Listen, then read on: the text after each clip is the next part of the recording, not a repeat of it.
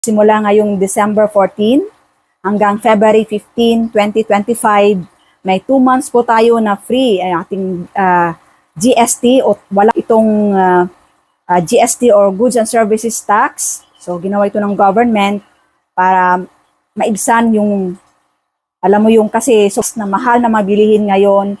So ang cost of living dito sa Canada. So ano-ano yung included dito sa no tax? Yung holiday season, so food and beverages, mga alcohol, mga pagkain, mga take-out, mga prep meals. So kung tinatamad ka magluto, pwede ka mapa-take out sa restaurant, wala pong siyang tax. Pagkain, sa kids stuff and toys, no? Sa mga games, sa mga laruan, children's clothing sa mga bata.